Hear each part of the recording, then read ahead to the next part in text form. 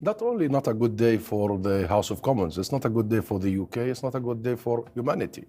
To see this chaos in the House of Commons, it's really British politics at its lowest. This is disgraceful and shameful that MPs are debating should they call for an immediate ceasefire after 100,000 Palestinians killed, maimed, injured, after 70% of their houses gone, after all of their health sector bombarded, all their education sector annihilated, and then the ICJ comes and says Israel is now officially on trial for genocide because the case against Israel for genocide is plausible, and then Westminster is still debating and politicking.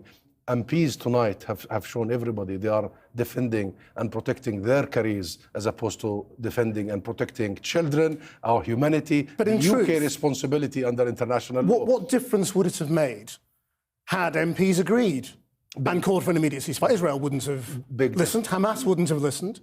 If you think for a second that Israel would have been able to commit all these atrocities over a period of 75 years without the tacit support of countries like the UK and the US, think again.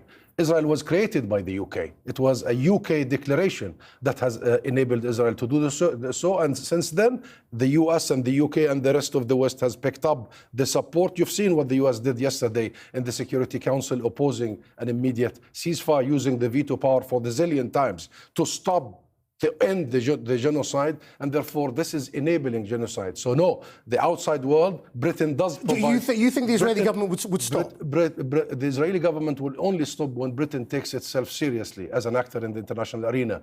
What is happening is not only affecting the Palestinian people. What is happening is going to affect all of us. This is going to spiral regionally and globally. And I'm saying it with conviction.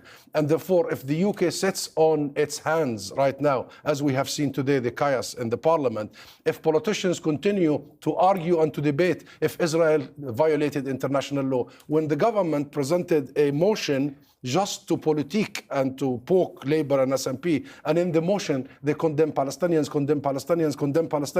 and they fail even to mention after 136 days the atrocities, the genocide that is committed, then you know these politicians are not serious. But they are not representing the real people. I just came back from Westminster Square.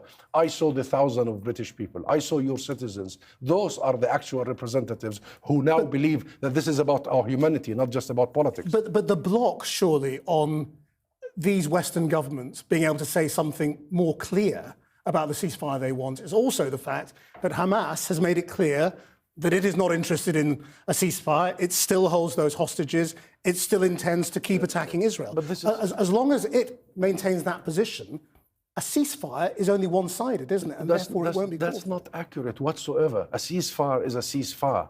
There are no two sides to this. But do you think it's possible that Hamas would agree to a ceasefire? According to the Qataris and the Egyptians and the Americans, Hamas has agreed, and there is a deal on the table of Netanyahu and Israel for the last so many weeks that hostages will be exchanged, that a temporary ceasefire will hold for 45 days, then will be followed. And in the meantime, by political discussions, to go to a permanent ceasefire where we discuss the root cause of all this. It's Netanyahu who does not want to stop this war because he knows the moment he stops this war, he is done. He's gone. And therefore, this is an interest of one person, and this one person is dragging all of us into this unprecedented dent in our humanity and a danger, an existential danger on our international order and on the people who will commit more atrocities. I mean, the new rules of war, normalizing the mass murder of children. This is very serious. This is very serious. And Western governments like the UK is inconsistent. Allow me here. I mean, one day they say they want to stop the fighting immediately, including Prime Minister Rishi Sunak, the Foreign Secretary, Lord Cameron, and everybody. And next day they abstain in the Security Council.